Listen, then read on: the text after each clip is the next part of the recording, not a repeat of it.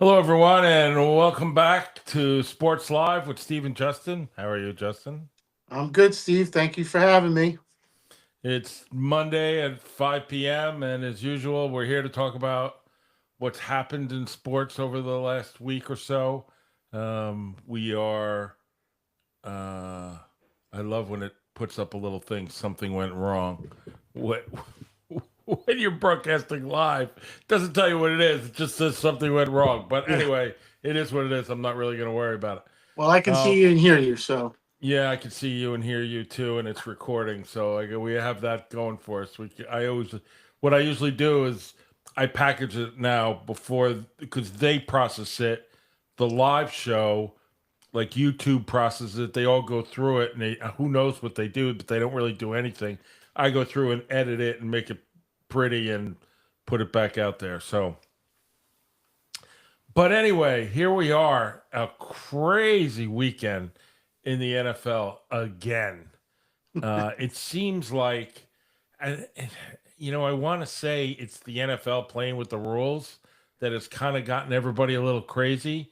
But it also seems like I've never, and I said this last week and a week before and a week before, I've never seen so many teams unprepared. It's the only words I have. Some teams have lots of penalties, holding calls mixed. Maybe we're watching it closer than I ever did before. It seems like there's a myriad of that. But the shining star, the star on top of the Christmas tree, is the first game of the weekend, Thursday night, with the Giants and our good friend, who we don't know at all, Jackson Dart, and running back, what's his name? Cam Scatabo. Scattaboo. I have trouble pronouncing his name. So, I mean, that was something to watch, wouldn't you say? It kind of restored my feelings about the NFL and football to watch them play with reckless abandonment and some kind of naivete, you want to say, like not realizing that they're running full speed into 300-pound guys and things like that. And everything went, and they played hard and they won the game. Yeah, they really hung tough. I mean, it was a short week, so that plays into the preparation. I'm Right. still shocked that the NFL is continuing to roll it out there on Thursday nights, knowing that they're putting players in harm's way already with the CBA having lowered their time on the field and practice time and when they can actually put on pads and hit each other, which they don't apparently anymore during the week. Everything is a walkthrough and the time is limited. So to have to get on an airplane, travel to another country, adjust to the time change, I can't imagine that they had any time whatsoever to actually practice or even implement uh, some sort of semblance of a game plan. The Giants seem to just do what they did from the start with Scatabo, which is just RPO and smash Scatabo right through the middle and Dart, leading the RPO offense, finding receivers on, not complicated routes. They're taking what the defense gives them, which is what they're supposed to do. Looking very much like a rookie who's progressing at quarterback from week to week. So that's a good sign going forward. I know there's a ton of more questions about the Giants and where they're really headed and coaching and the players and personnel and all of that. But so far so good. They look good. It's a division win. Division games are tough. We talked about that last week. That maybe they had a chance because they teams know each other so well. But I don't really think that we expected what we saw Thursday night, and that was it was good for the fan base for sure. They were fired up after that win. Um, both quarterback and running back were fired up. Defense seemed to play a little better, but Philly also, we've been saying all along, how good are they really? And it's not that I don't think they're good. I think they're good. I think we both think that. But like you said, the preparation plays a part in what it looks like on the field at game time, and Philly hasn't caught up yet to where we think they would be or how we think they should look. So the Giants stole one, they earned it. and kudos to them. Hopefully, they can build on it and keep the momentum going. Um, but you can tell that they're they're lacking talent, and with Malik Neighbors out, someone's got to step up. It seems like the tight end, just like any young quarterback, is his favorite target. Um, so we'll see. I mean, it's a progression. It's a weekly progression for these teams, and right now for the Giants, you hope that they can just stay healthy the rest of the season and see what kind of progress their quarterback can make. And you have to wonder about Scatterbo. How long can he keep smashing his brains between the tackles? And then he had the one play where he ran to the right, he got outside the tackle, and he just ran over some poor, helpless defensive back and just sent him into next week. So it's pound, ground and pound. It's smash mouth football. It's good to protect your quarterback, although he does run a lot, which they have to work on that because he can't be running for his life. I know he makes plays, but he's got to last. He's the franchise, so they have to find a way to tone that down and keep him upright and lateral and throwing the football down the field. I agree. But what I'm more surprised, and I shouldn't say I'm not surprised, I think it was the same thing last year, even though they won the Super Bowl, is the Eagles just seem they have no, I don't know what you want to say, focus. They have no team togetherness. It seems like they're playing this disjointed game with a whole bunch of people that have a load of talent and they're able to complete. And I, besides myself, when I say, why aren't they running the ball? I mean, I know they have offensive line problems, but the attempts are like 10. I mean, the Yeah, attempts are ridiculous. he's not getting enough touches. And you know what? What do we know? We know that give him enough times, he's going to break one. Give him enough times. I mean, he is that great Sure. player, right? That sooner or later he rips one loose. Yeah, Or he's going to sooner hit or a home later run. he may. That's what great players do. Sooner or later they make a play, right?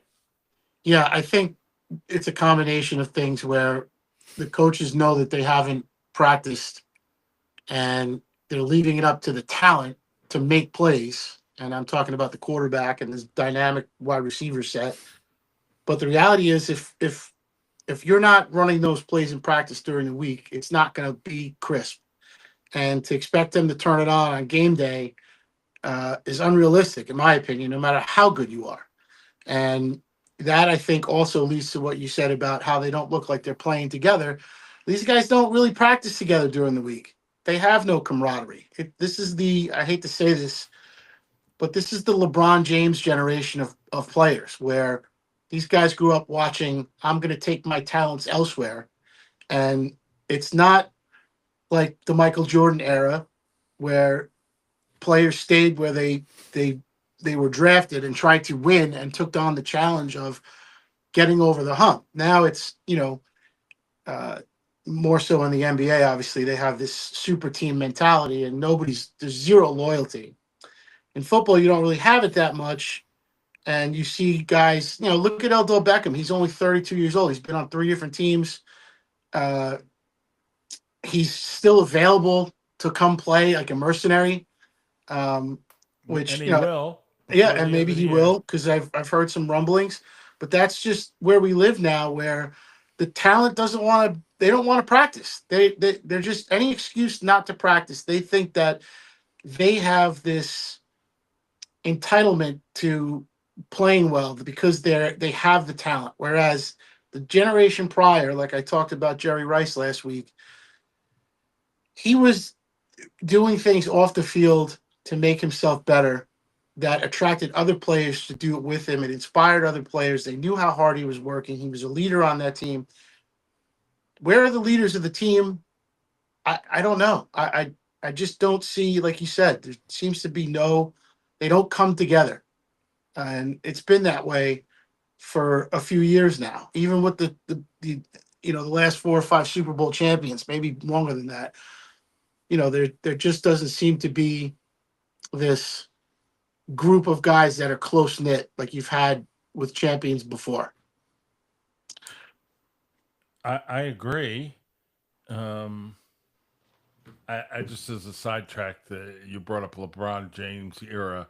You did you read the stuff about the big announcement too? That he did another big announcement, and no, everyone thought he was going to retire, and he brought up like I don't know what the alcohol brand is off the top of my head, the cognac. Yeah. And he I, said, I'm going to be representing them, or he's not going to represent them anymore. I don't know. But to think I that, don't care.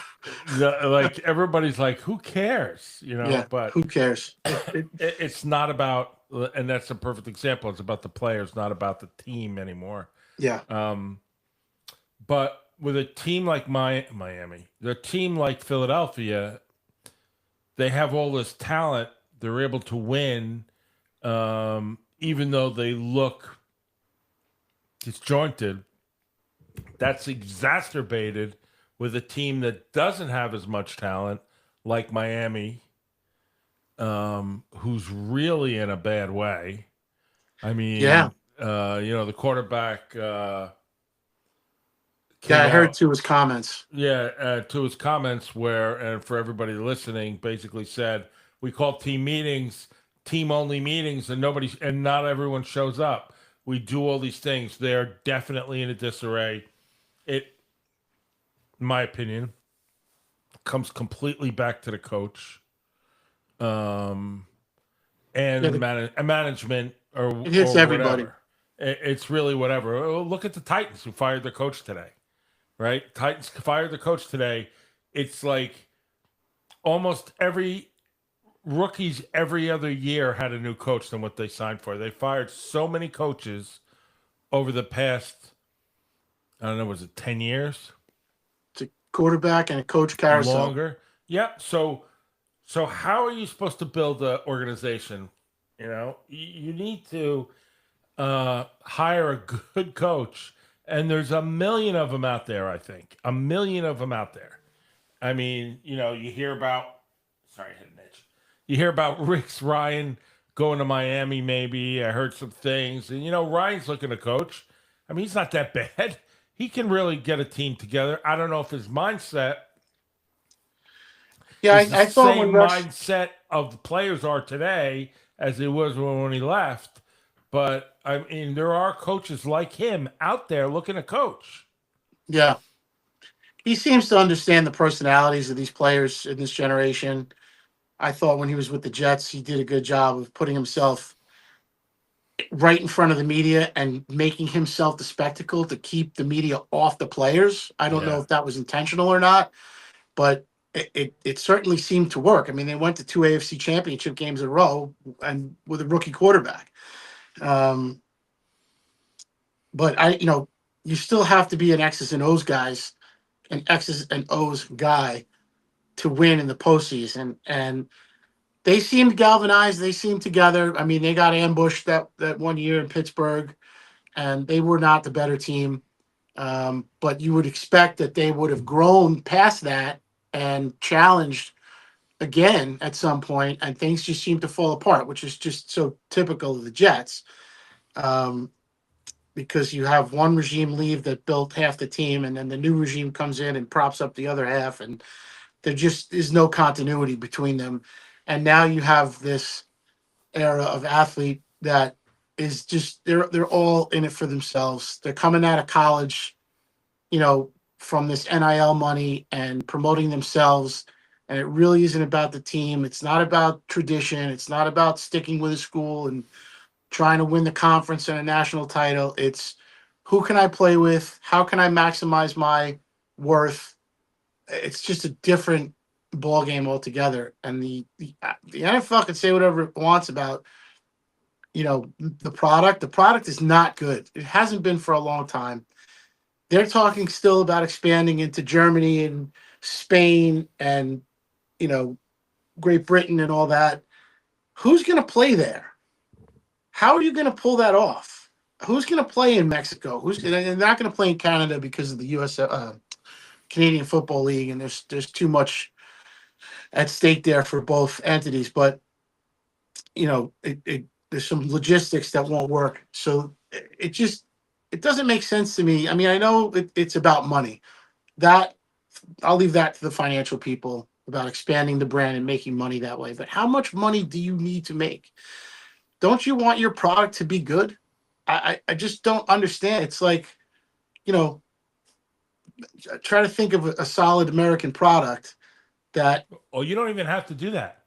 All you have to think back is when the original Maras and Pittsburgh, what's the name? The Rooneys. Rooneys got together and they said, listen, we can make more money than anybody else in the league, but we need people to play. So let's create revenue sharing. We'll make a little less money, but we'll still make a lot. But we'll create a whole league, and that money will continue on until ever. Yeah. The Pete Rozells of the world that all kept the integrity of the league together. It's not all about money. And I know we live in a money generation at the moment, but or maybe always, but it's really not about all that. And you don't want to be the shooting star, right? You don't want to be at the point where it burns out because you're not making a good product. And they're full speed ahead. And you have to wonder, and I'm not wishing this on anybody, but I was listening to a financial speculator last night talking about we're reliving the Roaring 20s and we're in a bubble. And at any minute, I mean, the market crashed yesterday or the day before yesterday, and took a huge hit. I know it rebounded yesterday at some point, but that was a huge, significant hit. I mean, that was in any other era, that's a crash. And I know we've redefined what recession and depression is now because of administrations. But imagine being an NFL owner. Imagine being the commissioner. You're trying to expand. You're trying to sell your product. If there's a collapse, a financial collapse, how is it going to affect these guys? It's got to affect. I mean, I know they have billions of dollars, but that's got to affect the entire entity because that means people are going to sell their season tickets. They may not afford to go to games. You're going to have empty stadiums. They can't afford to buy jerseys, whatever. Again, I'm not wishing that on people, but I don't think the NFL is prepared for something like that. And they're acting from a position of, riding this financial wave like it's not going to stop and they can just keep generating and printing money rather than solidifying the product and making sure that players do practice and they're not getting hurt and they're not playing on crappy field turf and they are playing on safe field conditions and things like that. And all of that seems to go by the wayside after these CBAs are signed because the players just want money. They don't care if they play in this league for a long time and or win a championship as long as they get paid. And I don't begrudge anybody their money. Good for them for getting paid. But at some point there has to be some trigger or mechanism that curtails that kind of attitude or outlook and gets back to, making this about the product on the field. Because you can't have, I mean, we've seen week in and week out this 6 weeks. It's one thing to be unpredictable, but there are some bad football teams out there that, and I don't, we lost by one. We lost 3 1-point games or 1-score games. If this happened, then that happened. If the referees are not whatever, you're a bad football team. There's just no way around it. And there's a few of them. And it just seems like it's haves and have-nots. And I don't remember the league being that way. Yeah, there were some bad teams growing up when I was a kid, but it was never like this. At least it didn't seem that way back then. Well, it's funny because when Kansas City, I know your most favorite topic, when Kansas City started the season, you saw that same thing. They were all over the place. Yep. Now you saw them last night, and they got their act together. They rebounded. They organized. They got some players back, of course. I think they sold some Bitcoin and pocketed it into the referees, but they were much more crisp and efficient than Detroit. They were the better team on the field last night. I know there was a lot of talk about penalties and But how, but non-calls, but how many but non-calls could there have been? Two or three? well, if you go on Twitter, there was dozens. I don't expect the ref. Listen, it's not like calling balls and strikes where it's coming at you at 100 miles an hour. You're going to miss some of that for whatever reason. In football, I'd like to think the referees are a little better at judging. I mean, they have essentially one job, and you know where you're supposed to look, right? I mean, who's looking at the holding line judge? I mean, he's got five guys in front of him he's got to watch, but typically the tackles, right? Like if the blitzer's coming, you got to keep an eye at somebody grabbing him and dragging him down, etc. When it's bad, it looks really bad on TV. If they don't see it, they don't see it. But the if you watched that game last night and you thought the Chiefs won because of penalties, I really don't know what to tell you. Detroit dropped a fourth down pass that guy catches 99 out of 100 times. Amon-Ra St. Brown. And they had another play where they, um, you know, I mean, they scored that touchdown. It got called back on the Goff was under center. He tapped the center's butt, and then he went in motion on the goal line. Right. That to me was, I mean, it seemed like the announcers were scrambling to justify why they called that. Well, I don't think any of them were trying to justify it. I didn't think they knew the penalty. I think somebody upstairs said, "Idiot, this is the penalty," and they had no idea. I think no one had any idea about that except the Well, officials, it would seem. they said after the broadcast that that's not a call from upstairs, that the officials got together and discussed it. So that means somebody had to see it. So why didn't you call it when you saw it? It's things like that that make you question the officiating. So again, I don't think they could play 10 times and they'll probably split 50-50. Well, I think the officials sometimes, if the offense makes a penalty and the play ends up going for no gain, I think they don't call it if they didn't call it Sometimes right away. it'll be a let them play kind of situation. Right. However, the Chiefs got called for 0 penalties last night. So I don't remember that happening. that was a big headline this morning. Right. So, there was one play where Kelsey was holding a guy. I mean, it was so obvious, and the play ran right past them, and they didn't call it. He also got that phantom pass interference call, which I still don't. I think if that's another team, another game, they just let that go. Conversely, if you watch the Jet game, Justin Fields got sacked and had his helmet ripped off. The play was not whistled dead. He gets tackled. Luckily, he didn't get his head split open. And I'm waiting for the flag. How do you get your helmet ripped off and it's not a penalty? Right, because you can't. You can't tackle somebody from behind and drag him down. You can't horse collar a guy. You can't. How is that not a penalty? You can't have hands to your head. Right. And the guy literally ripped his helmet off. So I mean, maybe the officials were from London. I don't know. They didn't know the rules, but I don't think so. no, I don't think so either. But actually, the English announcer was pretty good. I thought he was pretty knowledgeable. he did sound good, actually. Yes, I agree. It was listenable to for a change, because sometimes these announcers get, even the good ones. Like, Well, they have that one guy with him. I don't know who he is. That because I don't listen to those broadcasts so early in the morning sometimes. But he's always like, "Yeah, let him play, let him play, let him play." That's football. Yeah, I thought the broadcast was okay. We're not watching for that anyway. But again, another game where teams the Broncos looked pretty good until they got to London, and they were losing this game 11-9 or or 11-10. It was just such an ugly, ugly, ugly game.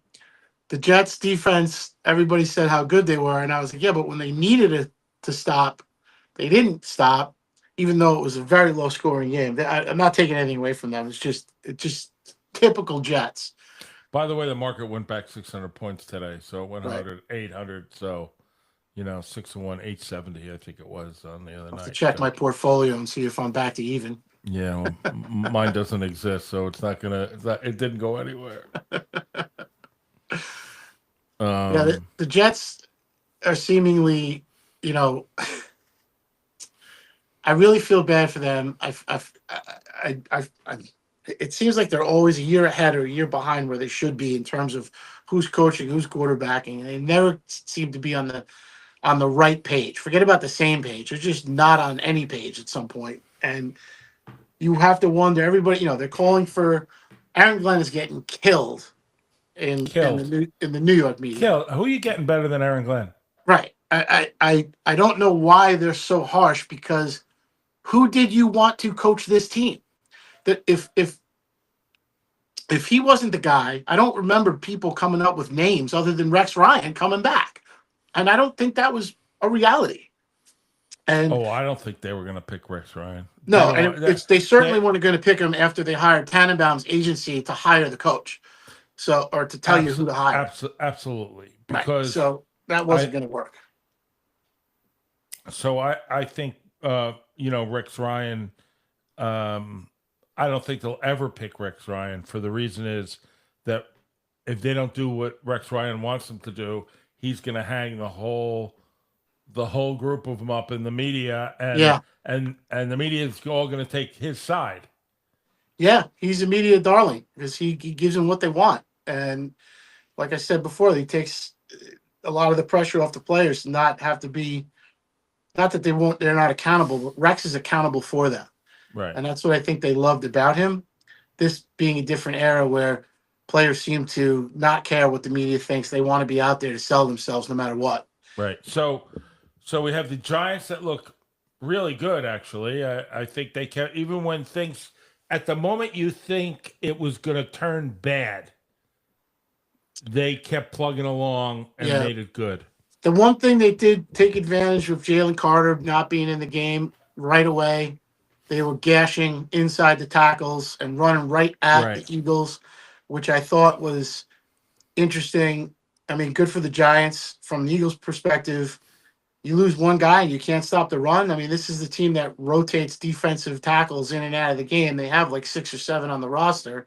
So that was Right. got to be an alarm bell for the Philly defense, which I'm sure they will address and fix if Carter's going to miss an extended period of time because So they do have enough talent.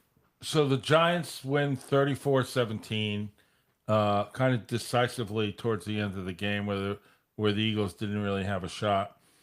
The Jets lose at the final minutes or Again, well, 13-11 in England.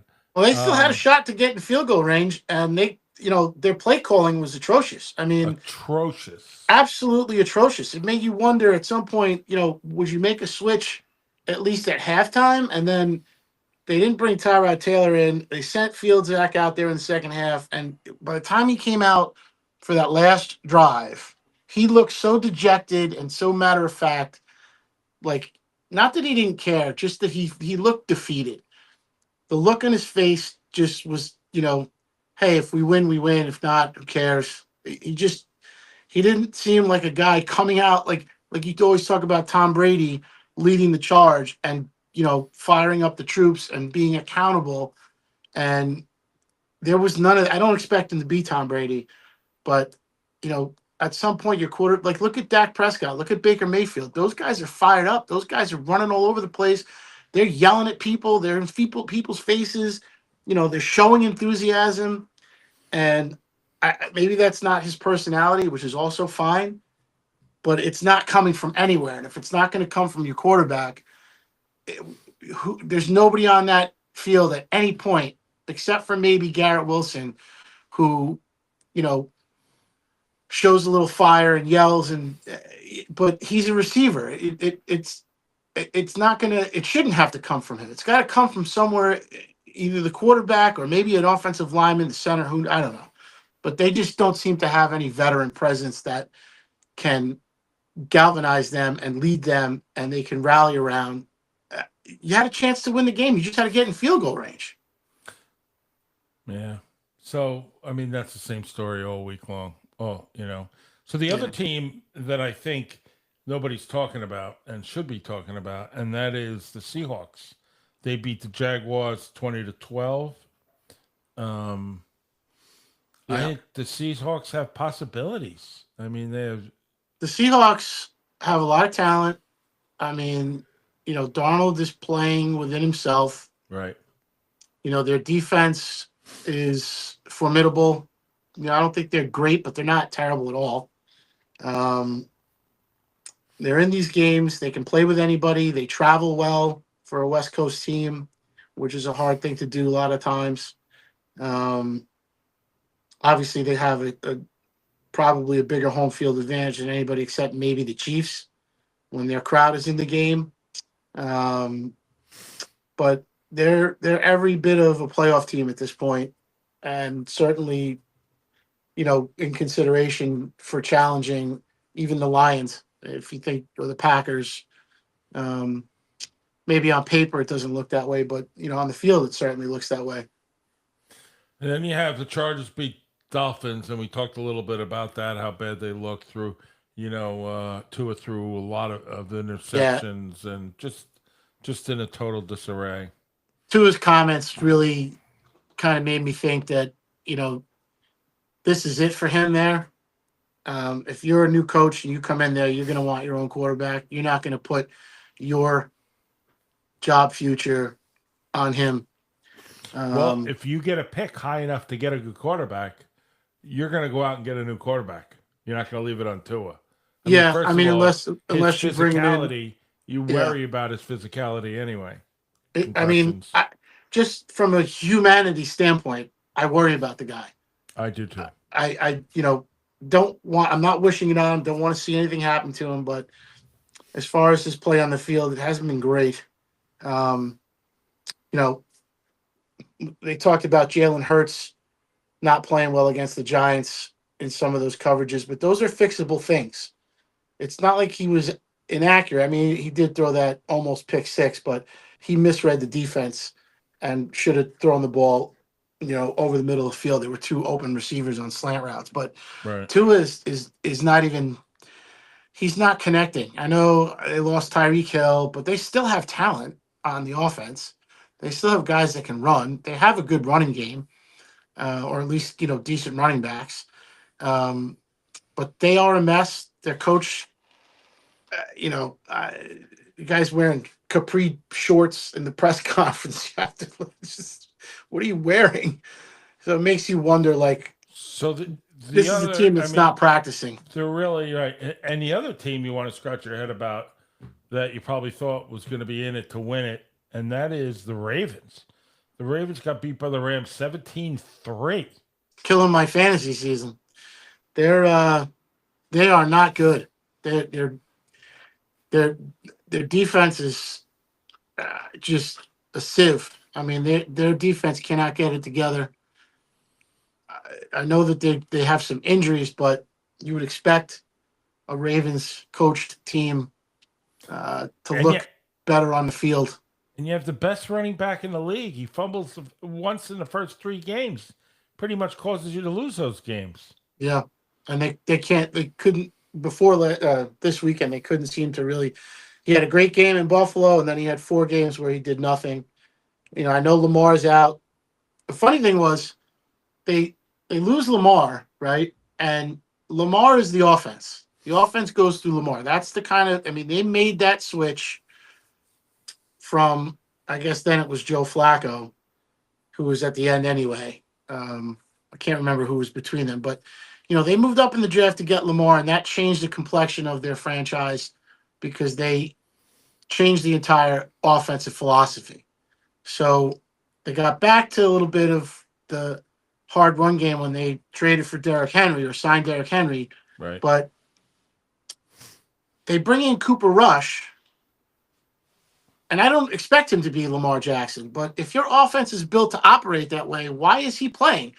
I can't remember the third string quarterback's name, but he wears a single digit jersey. He looks just like Lamar when he's out there running those RPOs and he takes off running. And it's like their offense is moving when he's got the ball in his hands.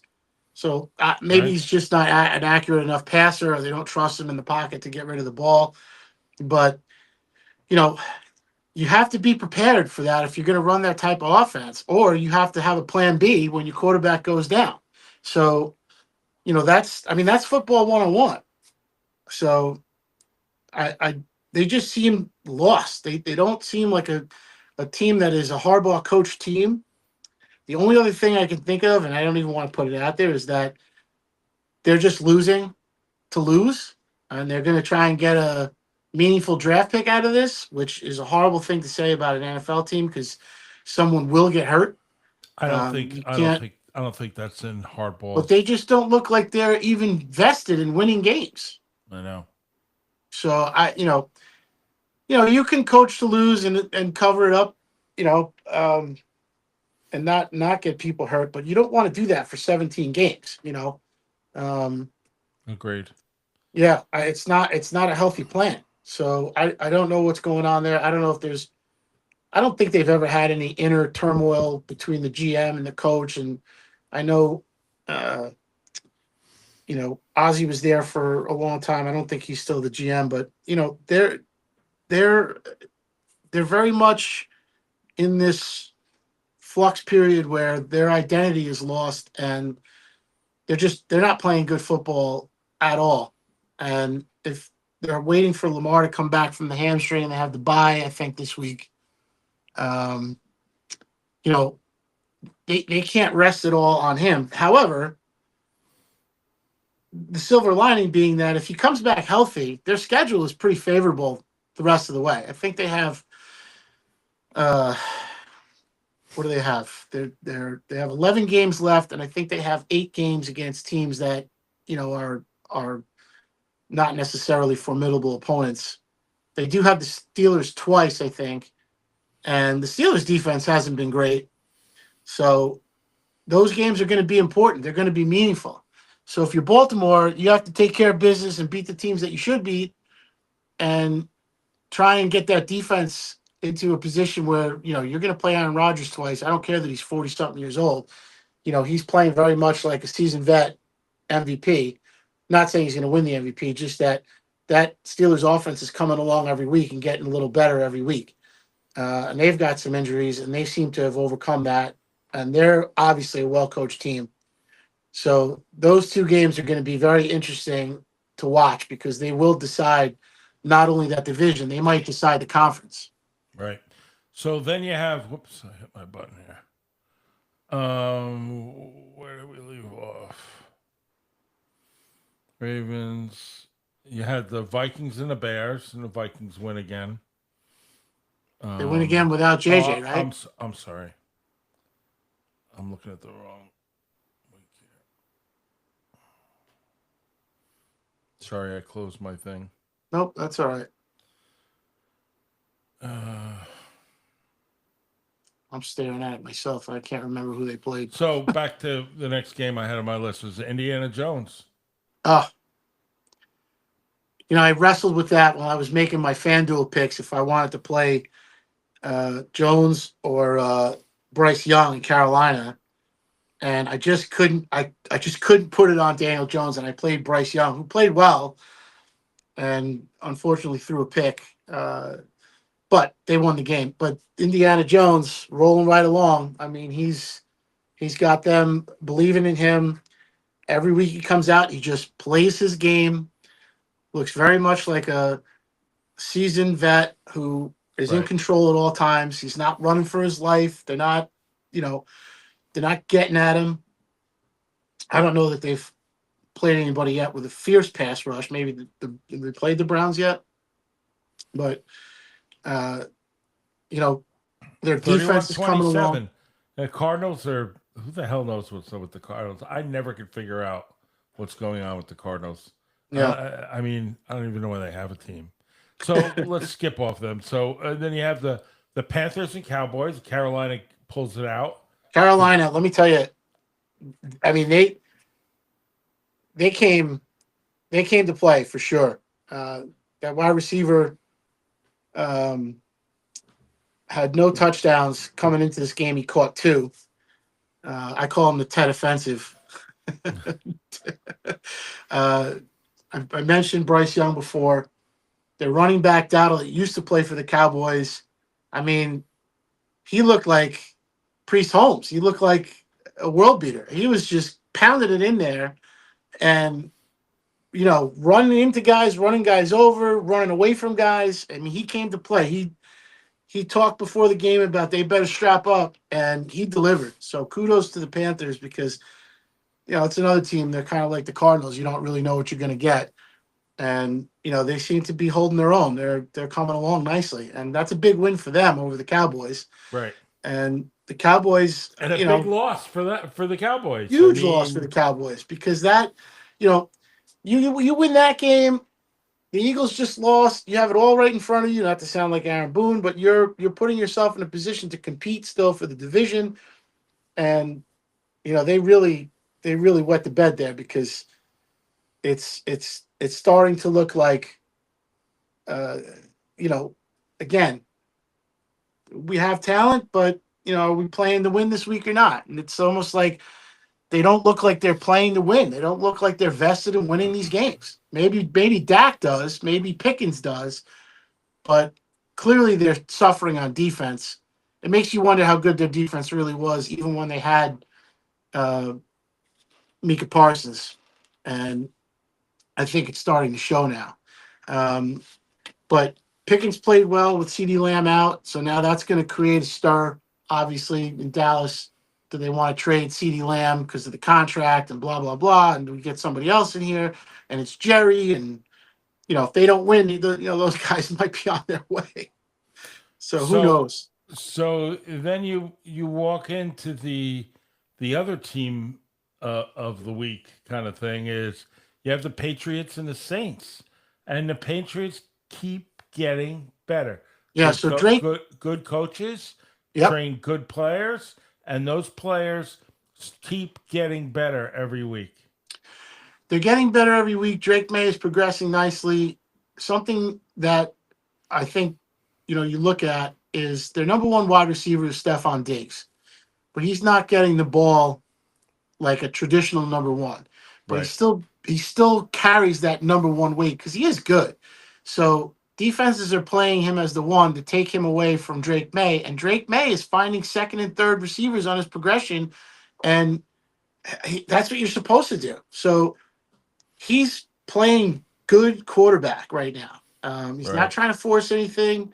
He's seeing the field. He's making his reads. He's accurate with the football. I mean, the Saints are not a good football team, so I'm not trying to make the Patriots sound like they're world beaters again. But they are, like you said, they are well coached. And, you have to beat a team like that if you're the Patriots. You can't come out flat. And, they went out there and, they delivered. And kudos to Drake May for continuing to progress and looking like somebody who knows how to run an offense. And the coach seems to be really have control of that team. Yeah, the coach is definitely in charge, and he's got them ready to play every week. They are prepared. They're, it seems like they have plan B if it arises. They don't just get caught with their pants down and fumble through, the second half if things don't go their way. They're a team that fights, and I think there's probably some, sentiment, anti-Belichick sentiment not from the players, because I don't think any of them were even there when Belichick was there. Maybe some left over, but um, they want to establish themselves. They want to separate themselves, and I think this is a new era of Patriots football, and they've embraced that. And they're really not living in the Belichick shadow that they were living in for the past few years since he left and Brady left and all that. They have their own identity and they're building on it. And, you have to figure the way the Dolphins are playing. Obviously, the Jets stink. That Buffalo's got to be looking over its shoulder at some point thinking, man, we got to beat this team to put them away. And they're going to be formidable going forward. So, right. So, another team that you have to realize that they're here to play, and we mentioned them briefly, is the Steelers. They beat the Browns 23-9, and Browns, as we said in the past, has a pretty good defense. and the Steelers came to play. And Absolutely he's came to got play. that team cooking on all cylinders. No doubt about it. No doubt about it. He has, you know, he's uh, a coach that's prepared. He's a no nonsense guy. I'm sure players don't come late to the meetings in Pittsburgh. I bet. And if they do, they probably get an earful or they don't play. He's not afraid to get in players' faces, but he also is very supportive of his players. He's not the kind of guy that blames players and yells and screams at them and then doesn't support. Like when they do well, he gets right in their face and slaps them on the helmet and yells at them and good job. And he knows how to handle his players, and that organization knows football players. They always draft well. They always have guys in the field, even when they get free agents or trade for players from other teams. They always find good football players. Right. So they must fit not only the mold of being a football player with talent, they have the right mindset in Pittsburgh. If they can get the defense together, they're going to be hard to beat in the playoffs for sure. Right. Well, they're good. I think they're going to be tough all the way around. The next game on the list is the Raiders and the Titans, as we mentioned. The Titans fired their coach today. Whole team is in a disarray. I mean, the Raiders really aren't that good. There's not really too much you can say about them other than Pete Carroll. He's got to be scratching his head because he's never really been in this position before. Yeah. You wonder, I mean, we saw Geno Smith just, not playing well the last few weeks. And I know they've got, that rookie running back, but he's still a rookie. And they were talking about him making an adjustment and having some big plays from the way he stands up in the backfield. Right. But there's so much more going on there. I know their tight end is hurt. He's a big part of their offense. He hasn't played in 2 weeks, or he was unavailable this weekend at least. And I don't think he played last weekend either. So that hurts. But again, you got to have a plan B. You got to have a way to get receivers open and put your quarterback in a position to succeed. And their offense just seems to be sputtering and not able to control games. And defensively, they're par at best. They're not a good defense. When I set my fantasy lineup every week on the FanDuel, I'm always looking at the Cowboys, the Jets, and the Raiders, see who's playing against them before I make my selections. So who knows? Who knows? It's still hard for me to pick players from Vegas or against Vegas because it's Vegas. In my mind, I'm like, it's rigged. It's rigged. Right. So, push them aside. Then we have another team that seems to be another team that has a good coach. And that is the Buccaneers. The Buccaneers have been playing well. They get their team ready every week. This week, they played the 49ers, which is an interesting team. They always seem like they're going to be at the top of the heap, and then half the team goes out hurt, and you don't know where they're at. I mean, yeah. For a while they had their backup quarterback that was tearing it up, to the point is that they didn't know if they're going to put Purdy back in when he got healthy. And then, and it's funny because that's how Purdy got there. He was the backup, and you were like, well, Purdy's playing so well, why would you take him out? And now Purdy's hurt, the backup quarterback, and they're on this third string thing. You're not going to win with a third string quarterback. I don't care if you're the New York Giants. It's unless you got a gem or really tremendous offensive line. And not knocking them, but I don't think they're that tremendous. But the Buccaneers are prepared. Every week you see them prepared, and every week they win. And, I don't know, what are they, 5-1? Is that what they are? 5-1, I think. So, I mean, that's it. Todd Bowles, I remember when, he became the head coach of the Jets, and that was his first coaching job. And I remember the high praise that he got from people like Mike Francesa and other coaches from his era when he played, about the character of the man and, the integrity that he has as a human being. And all those things are nice, but they do matter. And, he seems like such an even keeled guy, Oh a no yeah. nonsense guy. He doesn't get too high, he doesn't get low. You can tell when they lose, he's pissed, but he doesn't really let it out. He doesn't take it out on anybody. He's not very animated. Um, and I'm not knocking him. I like that stuff about him. And it's nice to see him on the front end of a winning team heading into the middle of the season here with a quarterback who's, I mean, Baker made that play yesterday on third down near the end of the third quarter where he scrambled. I think it was like 17 yards. He thought he was cooked and sacked, and he comes out of it and he makes this crazy run.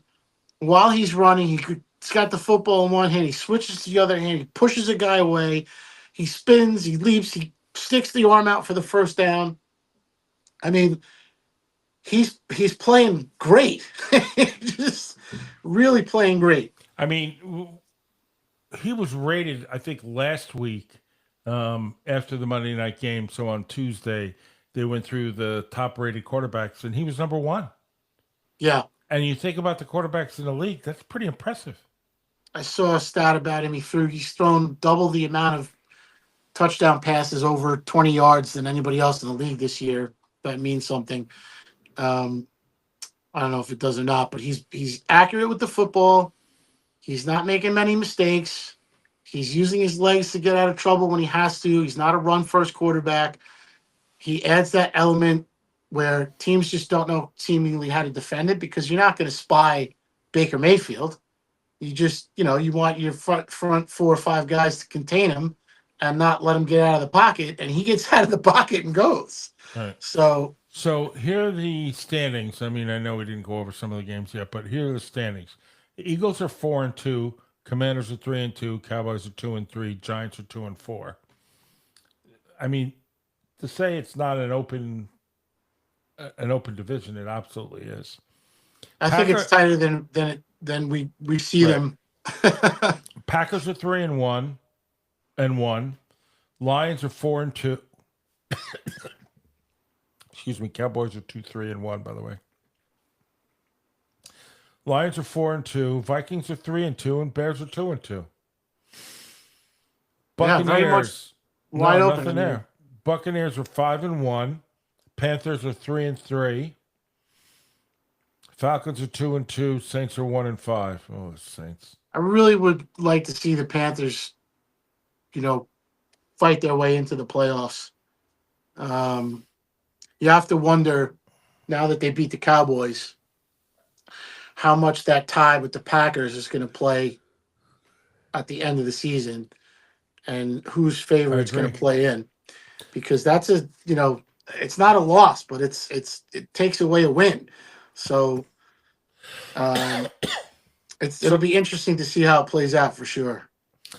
So 49ers, Seahawks, and Rams are both tied at 4-2. And the Cardinals are 2-4.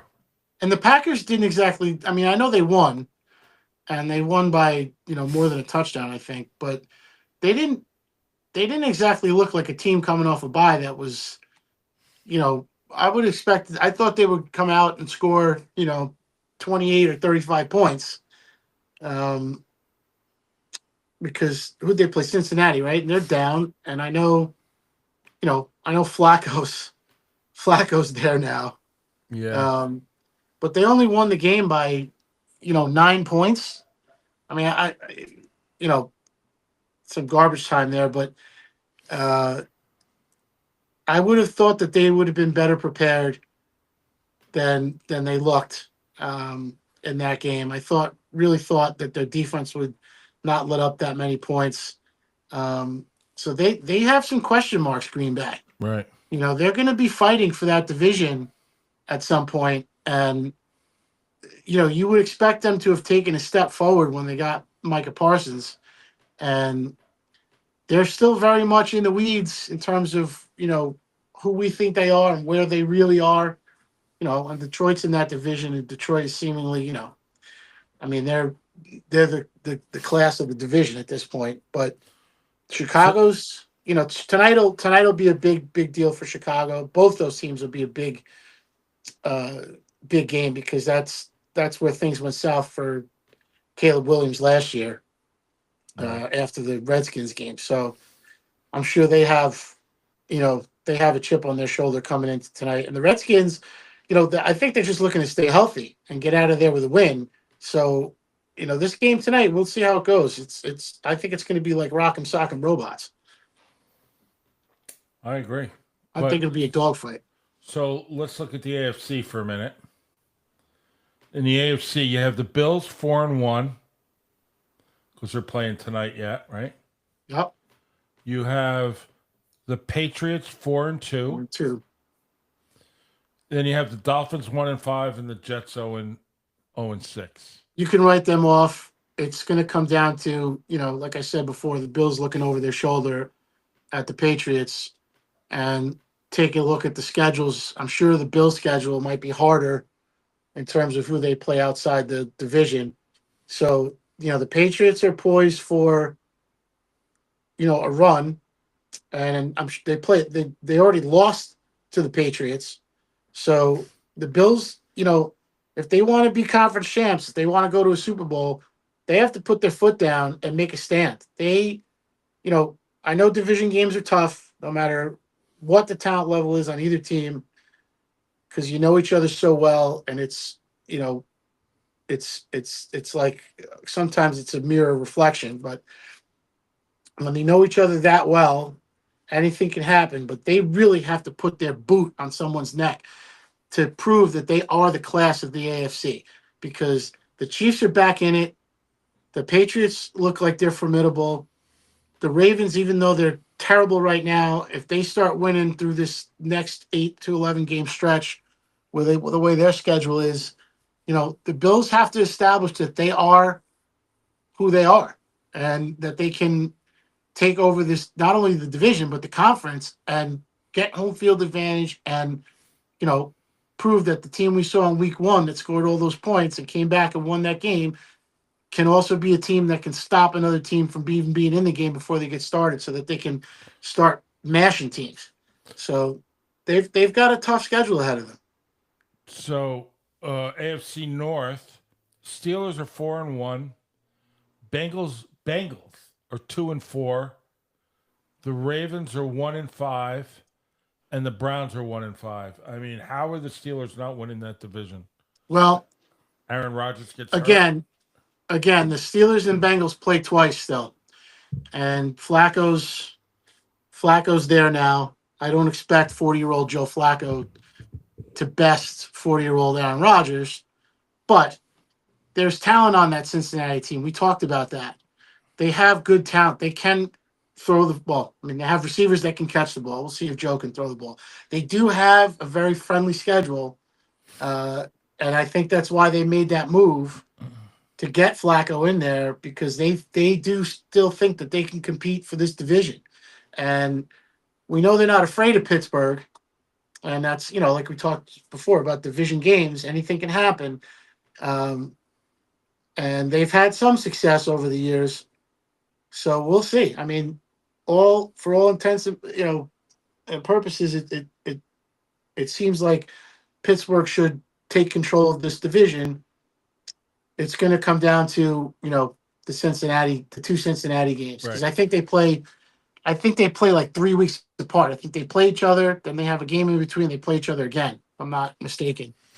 So So it'll be decided quickly.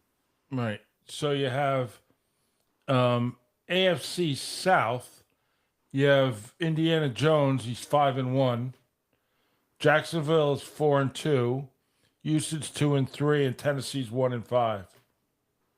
Who knows, right? Who knows? Because Jones is, you don't know if he's going to keep it up. He has so far. And then you have the West, which is the the Chargers and Denver at 4-2, and Kansas City's 3-3, and they've really come together. I mean, they're not the same team they were in week one, that's for sure. And then you have Las Vegas, which is 2-4. I think it sounds a lot closer than it is. The Chargers kind of struck gold with their backup running back this week, who looked good, but they still had to go to the end of that game to beat Miami. And they needed a field goal at the end to do it.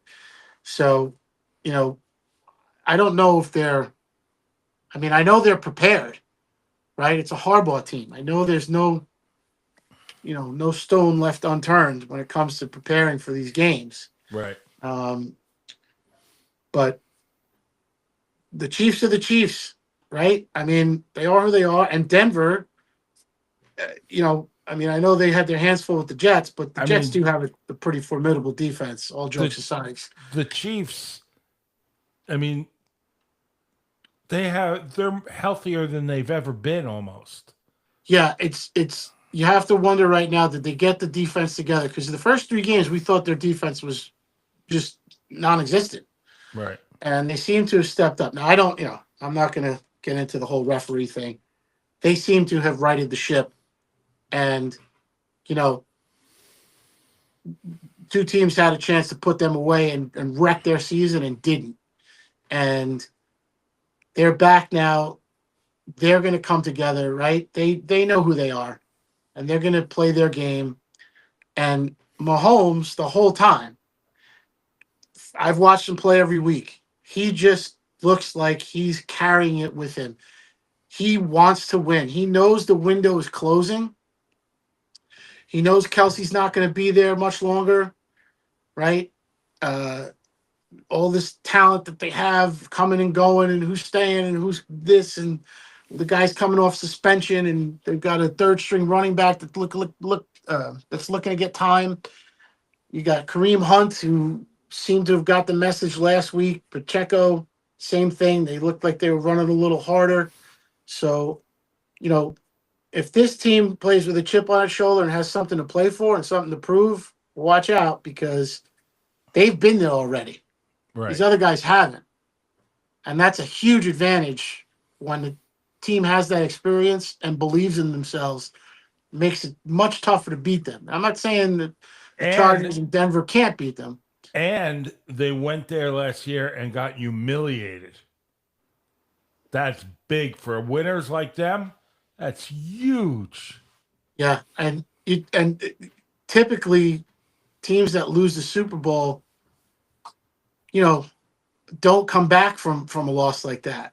And for them to be relevant right now, and listen, I can't imagine anybody wants to play them, but if you want to be the champ in that division, you're going to have to go through Kansas City. We talked about at the beginning of the year that we thought Philly and Kansas City were still the 2 most talented teams in both divisions. That who was going to take over the AFC? The Bills, the Ravens. Well, it's not the Ravens, right? Like I said, the schedule's favorable going forward. But the Bills they're playing tonight. Matter of fact, they're playing Atlanta.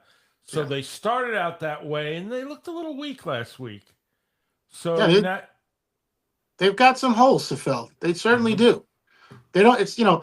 They don't have like a big stud wide receiver that's tearing it up every week. They just have a fantastic quarterback that's getting everybody the football. So, so the other game tonight we didn't talk about is Washington and Chicago. It's at Washington. I'll be shocked if Washington doesn't win tonight. I think they need to get on keep the young quarterbacks on a roll, and hopefully he stays on a roll. The 2 teams that are on the bye week are Minnesota and Houston. So, that sums up the week, I think, a little bit. If you want to just, talk about a couple of the big games next week for week 7. Thursday night, you got Pittsburgh and Cincinnati. You don't know what team Cincinnati's going to bring, like you said. What else you got? You got Miami. Jets, Panthers. You got Miami and Cleveland. That could be the battle of the nobodies if Miami still has their coach by then. Yeah. New England, Tennessee, not really anything. Kansas Eagles, City Vikings. gets a break with Vegas. Um, Still a division game. It's tough to win. You can't take a division opponent for granted. But I think am I Kansas looking at City the right gains week? them. Yeah.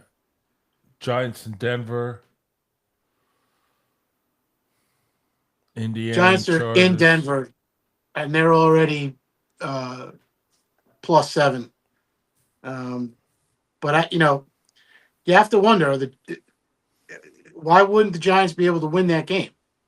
And how are they minus or +7 I would take him in a minute at +7. at +7? Certainly. So then you have Washington and Dallas, which is and you have Green Bay and Arizona, Atlanta and San Francisco. But Monday night you got a nice matchup. You got Tampa Bay and Detroit. Detroit's got to be reeling to come back. They have Oh an yeah. extra day of rest. They got to be coming back to make a name for themselves and beat one of the best teams in the league at the minute and teach that new fresh That's quarterback a lesson. a big game.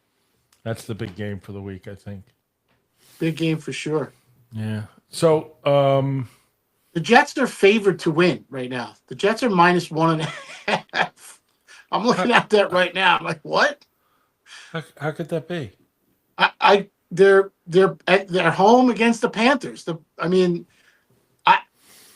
This has got to be a trap game for the Panthers. Then I would imagine because I think everybody's going to be betting on the Panthers. They might maybe there's something going on. Well, This will be the week everybody gets knocked out of the suicide pool. right. Well, I don't know if there's anything else you want to cover. Well, we could talk about the Yankees' demise and what they might be looking forward to next year if you want.